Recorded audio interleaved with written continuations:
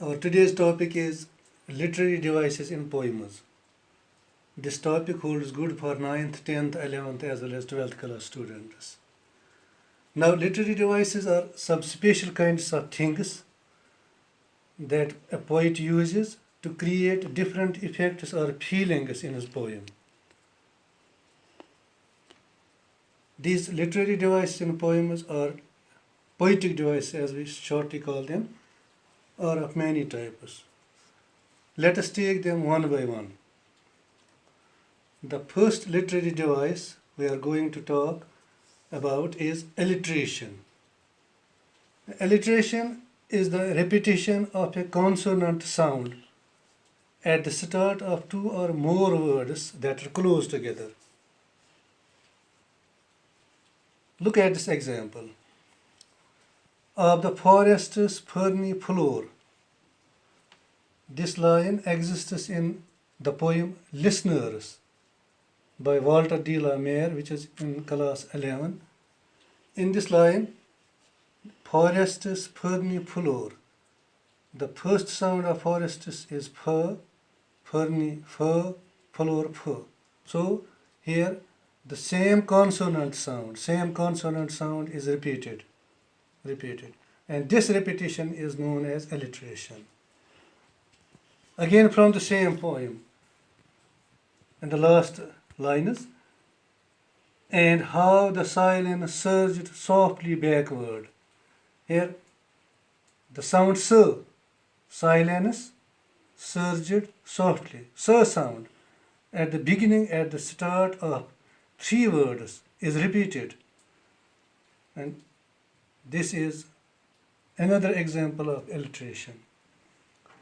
Now, an example from class 12 Sunrise poem by Padma Sajdev. The line is, the sun seizing the opportunity. Here the sun, s sound, seizing s sound. So s sound is repeated twice, and this repetition is known as alliteration. Moving on further, second type is allusion. Now, in some poems, the poet refers to some historical thing, to some well-known person, place or thing.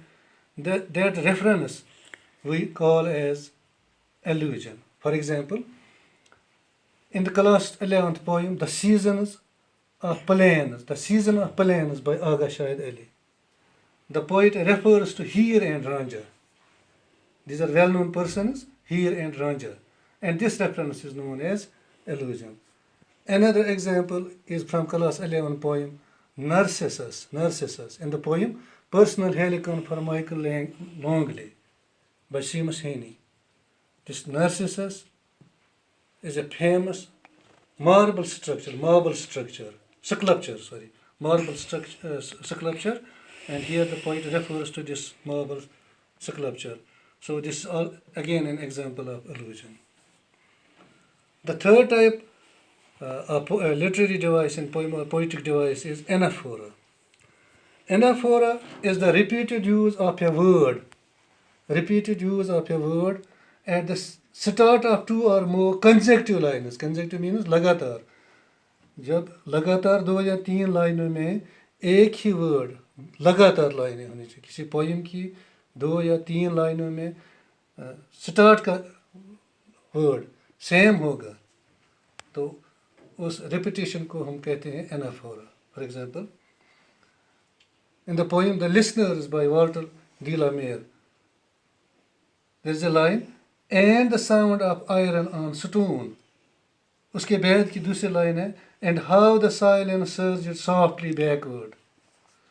In both the lines, both the lines start with the same word and this is an example of anaphora. Another example from class 12 poem After Apple Picking by Robert Frost. I cannot rub the strangeness from my sight I got from looking through a pane of glass. I skimmed this morning from the drinking trap. These are three consecutive lines. लगातार लाइनें हैं. All these three lines start with the same word I. So this is an example of Anaphora. Now the fourth type, fourth literary device, assonance. Assonance is the repetition of a vowel sound within a sentence. When the same vowel sound is repeated in a sentence, that repetition is known as assonance. And this vowel sound, this repetition of vowel sound, this vowel sound does not need to be at the start of the word. It can be in the middle of the word also. For example, after apple picking, class 12 poem by Robert Frost, there's a line: magnified apples appear and disappear. Apples, so there is a sound, appear, a sound, disappear, a sound. Here the a sound is at the start of the words, but here it is in the middle of the word. So when this vowel sound is repeated within a sentence, this device is known as assonance. Another example from class 12 poem, Inklings from the Dark by Raman Rahi. I espied an eagle in the wild shadows of my mind. Here I sound, espied, first I, espied, फिर I sound, an eagle in the wild, फिर I sound, shadows of my I sound, mind, फिर I sound. So this I sound is repeated. So this is another example of assonance. In both the cases, in first instance, a sound, this is a vowel sound, and in the second case, I sound, this is also a vowel sound. So this repetition of vowel sounds within a sentence is known as assonance.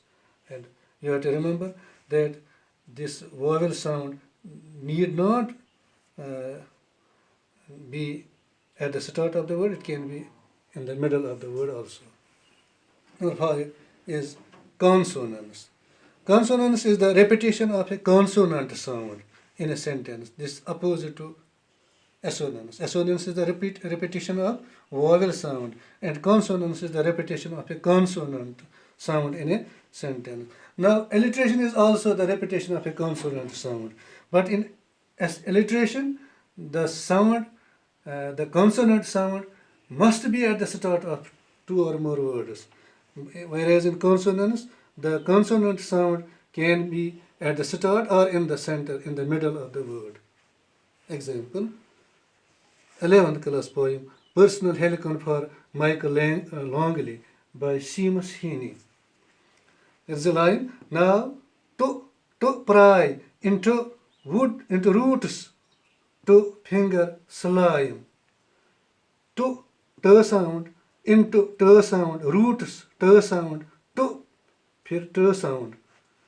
Here the sound is at the start, into, here it is in the middle, sound in the start. So this repetition of the same consonant sound, whether it is at the start or in the middle of the word, is known as consonance. In alliteration, the repetition of the consonant sound must be at the start of the word. Another example, to see myself, to see the darkness echoing. This is from the poem When Autumn Came by Faiz Ahmad Faiz in class 12. Here, sir sound, see, to see myself, sir sound, to see, again sir sound, the darkness, sir sound. In this case, the sir sound is at the start of the word, myself, sir sound is in the middle of the word, see at the start of the word, darkness at the end of the word. So it is unlike alliteration. Here sir sound is repeated, so it is also an example of consonance. Sixth device is enjambment. Sometimes in a poem, a sentence continues into 3 or more lines. A sentence continues into 3 or more lines without a pause. This device is known as enjambment. For example, Once Upon a Time by Gabriel O'Carroll, class 12 poem. There was a time indeed they used to shake hands with their hearts, but that is gone, son. Here it starts with dear and ends on son, but the sentence is completed in 3 lines, and this is known as enjambment. Another example from the poem The Mosquito, class 11 poem by W.H. Lawrence. How can you put so much devilry into that translucent phantom shred of a frail corpse? Here the sentence runs into 3 lines, and when a sentence continues into 3 or more lines without a pause, this is known as enjambment. And I think this for today, and it shall be continued in the next lesson. Thank you.